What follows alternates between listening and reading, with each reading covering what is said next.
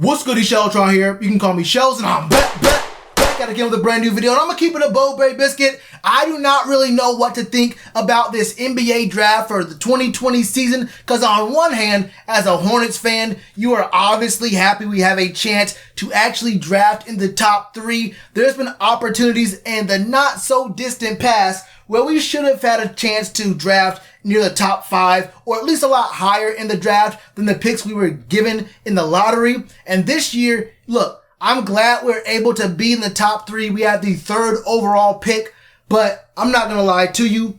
For 2 reasons, it makes me feel like we're kind of getting cheated. Obviously, one, we have a very short year. We had the coronavirus, so we didn't get to see the end of the regular season for a lot of these teams. And we also did not get to see any March Madness. And that's really important because you can watch these kids play in regular season games against teams in their conference, even out of conference, and get an idea about how these guys play. But when it comes to March Madness, when these dudes know they have one game and one game only, any team can really get it at any moment, and it shows what these players have in their heart. But that's not it, because the number 2 thing that has me worried about this draft is just that it's kind of a weak draft class. There's no clear-cut, obvious number 1 pick for any of these teams. There's no one saying like, okay, if you have the first pick, you pick him or you're stupid. If you had number 2, you pick him. And look, obviously the guy who's number 3 is going to be the guy number 3. There's no type of player who's out here where it's a home run. You know what you're going to get. There is no doubt in your mind at all. So it's kind of tough. The Hornets finally get a top 3 pick in the draft, and we have all these circumstances working against us. But it's not just that. Because if you ask any Hornets fan out there, whether they're casual, diehard, lifelong fan, what is the biggest need for this team? And they will tell you an interior presence on both sides of the court. Offense, defense. Look, Cody Zeller does what he does, and he tries hard, but let's be honest. It is barbecue chicken alert down low in the paint. Let me tell you one thing about me. When I was playing DFS, playing the NBA, look, all I did every single night the Hornets were playing was pick up the opposing center, or the team had some really good slashers. I picked them up too because the interior of the Hornets defense has been dog meat for several years now. So when you see a guy like James Wiseman out of Memphis who's 7'1" with a 7'6" wingspan, you think to yourself, okay, this might be the dude to finally become an anchor for our defense on the interior. We can finally get a big man on the team. We can draft for need, but I don't think in this draft you can draft for need. You have to draft the best player available, and James Wiseman really could be that, but there's so many questions surrounding him and the other players that are in the draft around him, and these questions aren't just the usual questions that we have for every single prospect this year. Like I mentioned, there's no March Madness, it was a shortened year, all that kind of stuff, but James Wiseman only played 3 total games of this season, so his season was even shorter than a lot of these other dudes. Of the 120 minutes he could have possibly played in those games, he played 69, so he only played just over half of the time he could have, and that is literally not enough time at all to make an informed decision about how a player looks against competition. 69 total minutes in a full season, or I guess a shortened season, is not a lot to go off of. What we do know about him is he has a solid big frame, long frame, but he needs to put on some weight if he wants to bang with the big boys in the NBA, especially in his lower body. He's kind of top heavy. He does not have very much lower body strength, but even though he's kind of undersized as far as bulk goes, this man knows what to do when the ball is in his hand. He plays above the rim, and not just when it's smart, but he also plays above the rim just about every single play. He loves going for those highlight plays, and sometimes it gets a little dangerous for him. It gets a little bit risky for James Wiseman when he tries going for these putback dunks or dunks on top of dudes. I saw at Memphis, I forgot what game it was.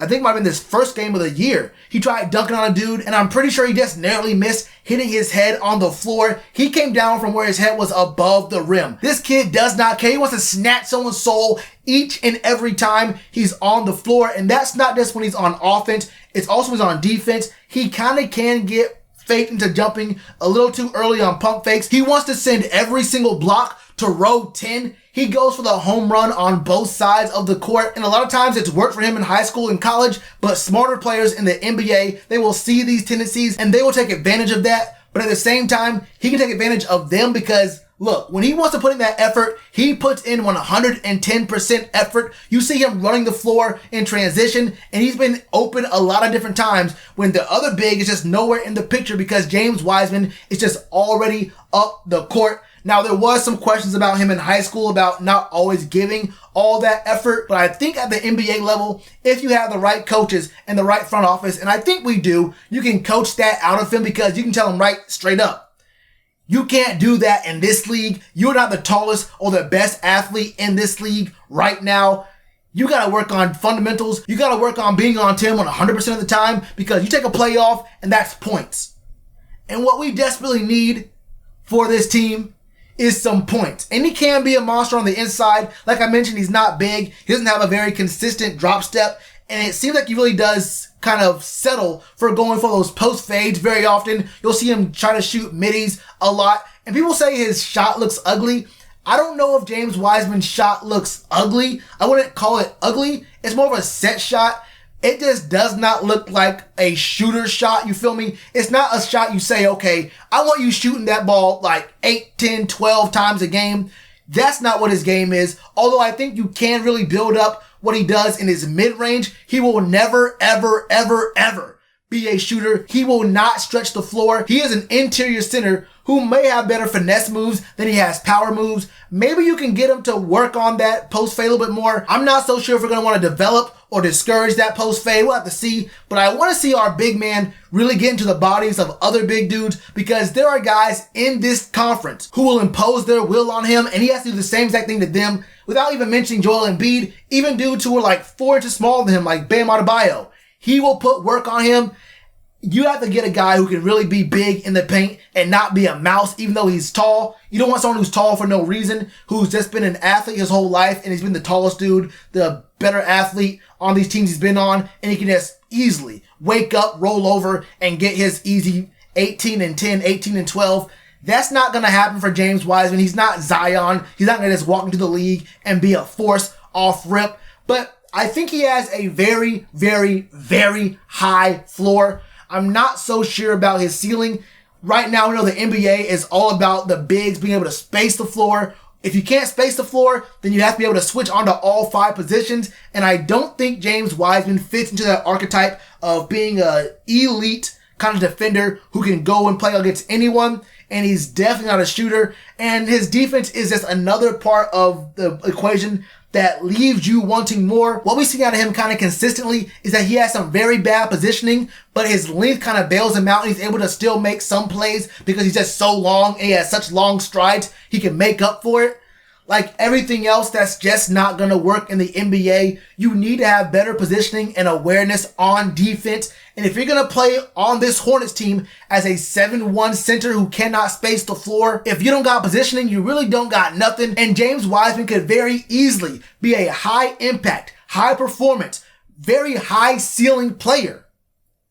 But there are a lot of risk involved here. This man has so many question marks from just seeing what he could do to having a lot of things you have to work on both sides of the court. He can't create his own shot. I compare him to a Hassan Whiteside with less effort, or maybe even a later in the Warriors years JaVale McGee. That's not an insult. JaVale McGee had a very good role on that team, being an imposing presence in the paint, so guys think twice about going up against you, and the first time they go up against you, you make them feel it, and every time after that, you make them remember and second guess themselves as to whether they want to actually go up against you. Maybe they pull up short and go for a midi, but that is a less percentage shot than going up for a layup or a dunk. Make sure they do not come up against you, and right now, James Wiseman just cannot be that consistent presence on the inside. So if guys like Edwards or LaMelo Ball are already gone, I would think I like this James Wiseman pick, mostly because we need a center, and I just do not want any more 6'9" power forwards. That is not what we need.